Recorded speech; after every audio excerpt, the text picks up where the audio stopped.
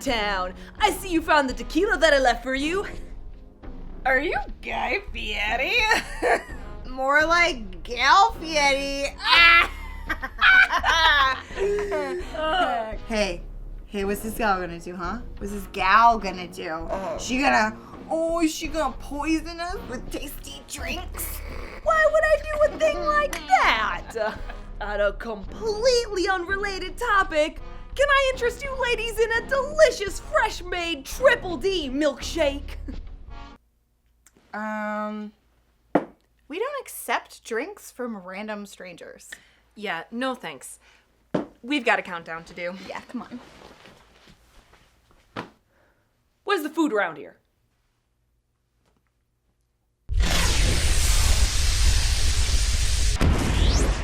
These are the top 5 worst Sandra Bullock performances.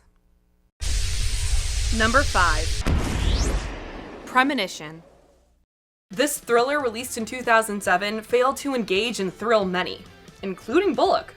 She plays Linda, a woman who learns that her husband has died in a tragic car accident.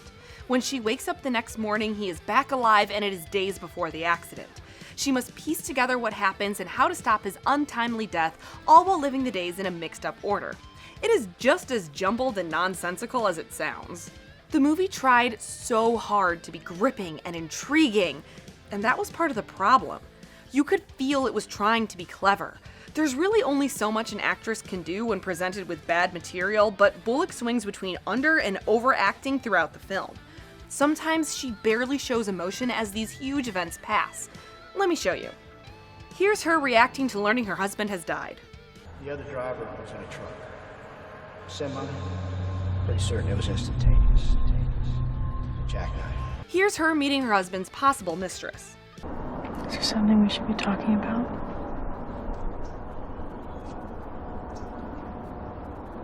Something involving my husband? Here's her making underhanded comments about him dying soon because apparently there needs to be some humor in this movie. Besides, it could be good for us, you know?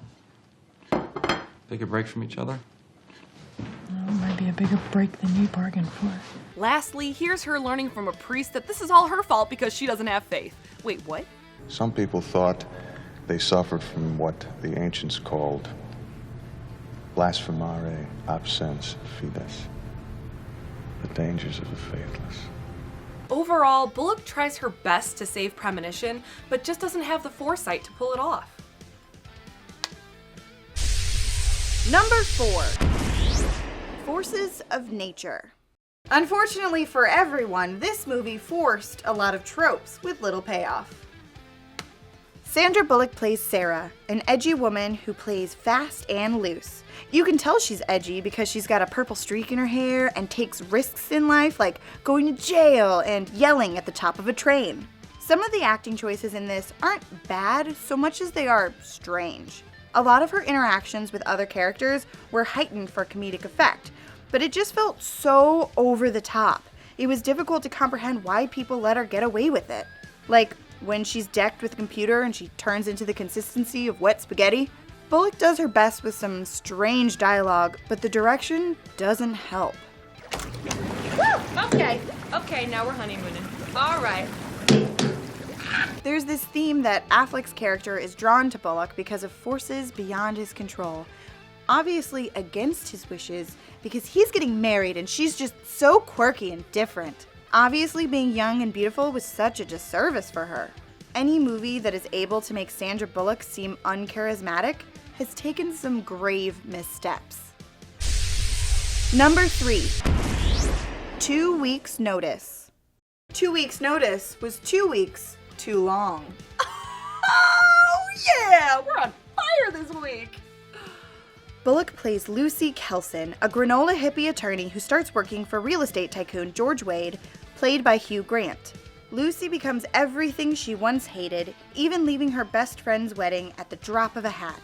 Unhappy in her overbearing work environment, Lucy longs to return to her grassroots and tenders her resignation. Unfortunately, Wade consistently depends on Lucy for everything from picking outfits to licking envelopes. He's charmingly befuddled of her feminine wiles, and she is slowly worn down into falling for him too.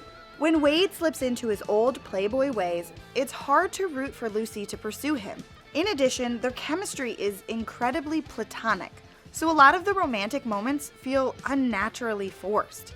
There are some very specific bad character choices sprinkled throughout the movie, like melting after having water spilled on her and laughing at senior activities at the community center. But most notably, the running gag of ordering food for one. Can I get the number 4 without the garlic sauce?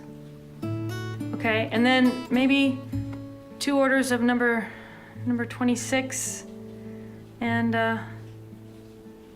yes, it's for 1. Her over-the-top character that's able to shift on a dime makes her seem like she has no backbone, rather than someone torn between her heart and brain. Number 2. Miss Congeniality 2. The first Miss Congeniality is arguably one of Sandra Bullock's most fun movies to watch. Gracie Hart is frustrating yet lovable, with loads of compassion and stubbornness to share. Unfortunately, the sequel missed the mark on why we couldn't get enough of her antics. In Miss Congeniality 2, Gracie Hart is no longer able to work undercover, as her previous assignment for the Miss United States pageant left her as a household name. The FBI decides to embrace her notoriety and get her a book deal and, for some reason, a team of stylists to follow her around on the inevitable book tour. WTF, BI. When Miss United States gets kidnapped, Sandra must put her new identity on hold and go undercover once again to save her friend. This includes dressing up as a senior citizen, performing as a showgirl, and attacking Dolly Parton. Some of the advice she gives is heartbreaking. I would really love to, but as you can see, the agency's got me pretty busy. There you go. Thank you very much. But what you could do is just pull your hair up every once in a while. It would really open up your face. Because remember, people care about people who care about themselves. And it feels like they took the fight out of her. Not that you're a dog. They generally have smoother hair. Look, just tell me what you want me to do and I'll do it. There's still some funny moments, but this sequel trimmed all of her rough edges that made her unique and left her shellacked with gimmicks, which made her less relatable and fun to follow. And the number 1 worst Sandra Bullock performance is All About Steve. Audiences and critics were baffled by Bullock's performance as Mary in this train wreck of a movie. All About Steve follows the developing relationship between Mary and the titular character Steve. The problem is that Mary is actually a stalker, like a legitimate threat to Steve, his job, and his sanity. Mary is a quirky crossword puzzle creator for her local paper that follows Steve across the country after he tries to let her down gently after a short, awkward blind date. No. Yes, no, you I did. didn't. Yes, you did. I don't think so. Yes, right after you fondled my breasts. Remember? Who? You. Or remember? Oh. Oh, life on the road sure is awful. Sure would be great if you could be out there with me. Oh, we're going. What makes this character truly awful is her limited development as a person. Her only trait is that she's quirky. The movie is constantly screaming, "Look, isn't she so fun and unique? She's so random." Be normal. Normal. It's like the director wanted her to be a manic pixie dream girl, but without all the charm. Bullock is way over the top and borderline creepy throughout the whole movie. Hey, Norm. Mary. Thanks for not raping me. My pleasure. Although it did allow her to make history as the first person to ever win a Razzie and Academy Award in the same year, so I guess that's something. Time to turn up the heat and get cooking with some delicious snacks! Couldn't have said it better myself.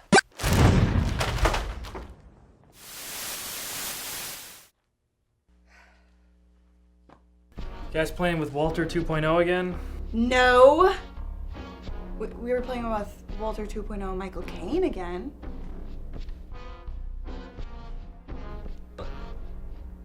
But he was so real.